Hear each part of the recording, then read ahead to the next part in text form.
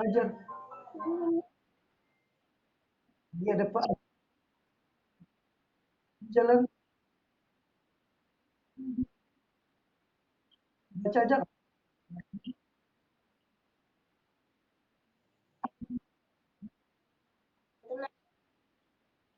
Yang lagi ngajar lah. Orang yang katakan lah, baiklah, berdiam lah. Kemudian orang chat ingat, betul dia.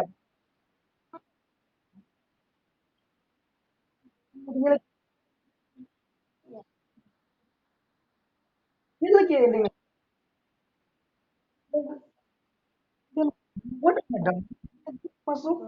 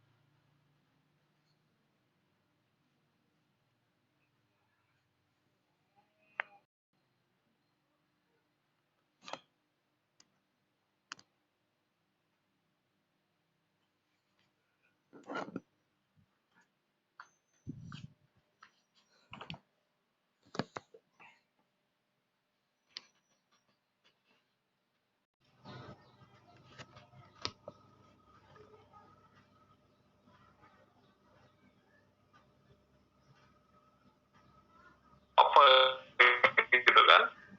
Itu jadi sebenarnya yang jadi masalah itu adalah Anda. Jadi itu tugas Anda untuk meyakinkan bahwa kalau di mana ada berbagai budaya ini, saya bisa memilih mana yang baik bagi saya dan mana yang bukan. Dan itu sebenarnya Anda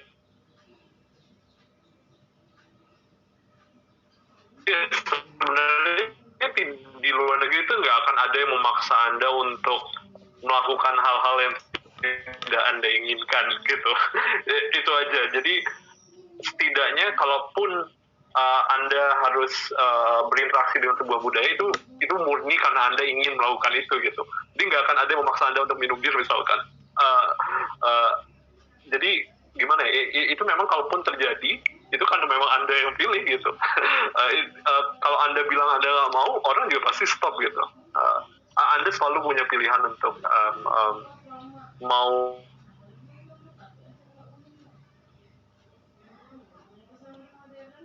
saya sih tentang itu. Jadi kayak Anda selalu punya pilihan mau mengikuti budaya yang mana, dan orang nggak akan memaksa Anda kalaupun Anda nggak suka dengan sebuah budaya.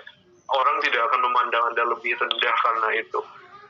Jadi at least saya bisa meyakinkan orang tua dengan cara seperti itu. Jadi kalau saya udah dilepas sendiri ke UI gitu kan, dari kuliah, dan saya juga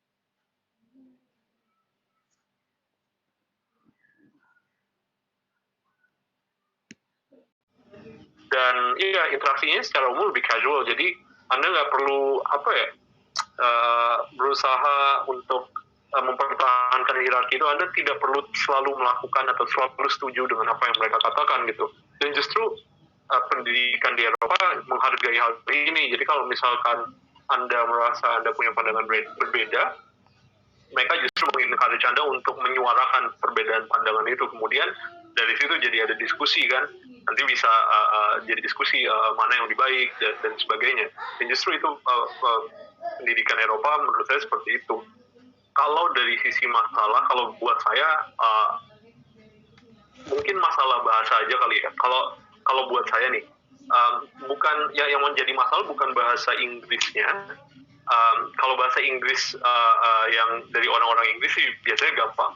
Dan bahasa Inggris dari orang-orang lain, misalkan pertama mungkin logat lain di Inggris. Jadi kalau di Inggris itu kan ada logat-logat yang berbeda. Orang-orang Skotlandia itu punya logat yang berbeda yang benar-benar aneh.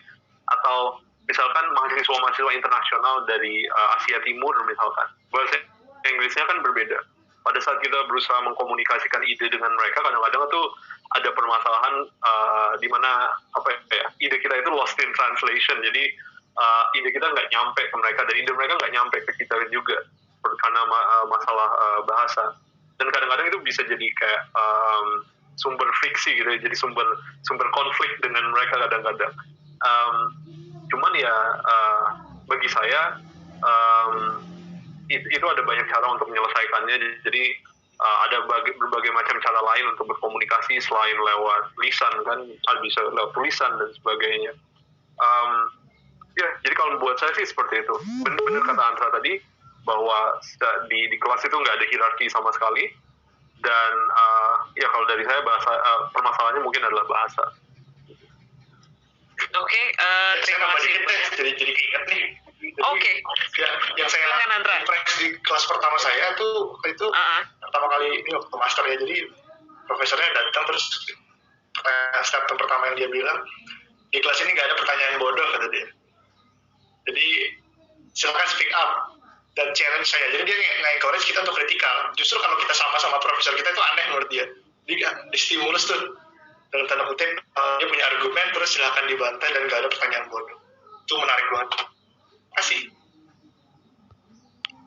Oke, terima kasih banyak atas paparannya, diskusi. Saya rasa ini bukan paparan ya, jadi diskusi terbuka kita semua dari dari Antragama Ewa Abbas, kemudian dari Muhammad Ar-Rashi Rahman, sangat luar biasa inspiring. Saya yang sudah menutup cita-cita saya untuk kuliah ke luar negeri, dan sekarang saya memilih doctoral student di Indonesia lagi, tiba-tiba terketuk lagi hatinya untuk student exchange ke luar negeri karena dua orang yang inspiring di hadapan saya.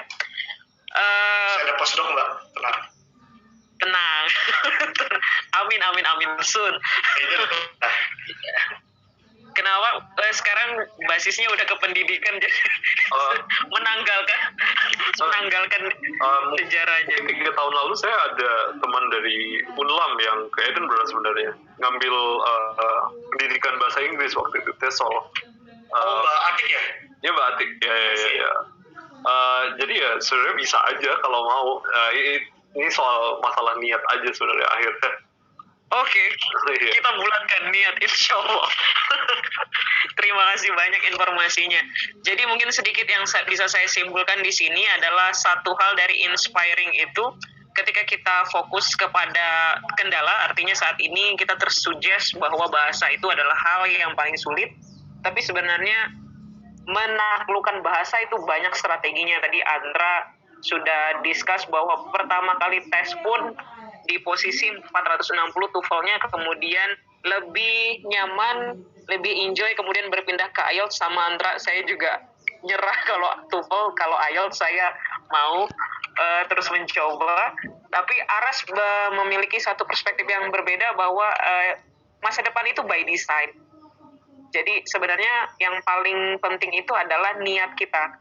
Kita bergerak dari suatu hal yang kita sukai. Jadi bukan kemudian kita membuat satu jalan yang berbeda menjadi mimpi orang lain, tetapi menjadi mimpi kita sendiri. Mungkin itu yang bisa saya conclude untuk panel discussion College in Europe pada sore hari ini. Before kita closing ya, saya perlu closing statement lah dari Muhammad Ar-Rashi Rahman. Jadi untuk terus membulatkan nih mahasiswa-mahasiswa kita supaya think different lah. Jangan kemudian kita nge-stuck di perspektif yang sekarang, tetapi kita bisa lebih wide open, lebih membuka mata kita kepada dunia, dan kemudian mau belajar bahwa menjadi yang lebih baik itu memerlukan banyak hal. Saya persilakan Aras untuk menyampaikan closing statement-nya. Jadi kalau dari saya, in retrospect, kalau saya melihat kembali ke belakang dari posisi saya sekarang, saya bisa ada kesempatan untuk belajar banyak hal yang tadinya saya tidak pernah bisa bayangkan saya bisa mempelajari hal ini dengan pergi ke luar negeri. Saya tidak mengatakan bahwa hal ini eksklusif cuman bisa didapatkan kalau Anda ke luar negeri. Ada banyak pengalaman yang bahkan bisa Anda dapatkan kalau Anda keluar kota misalkan. Cuman pada dasarnya mendapatkan pengalaman itu memerlukan kita untuk bereksplorasi, untuk mencoba hal-hal yang di luar zona nyaman kita.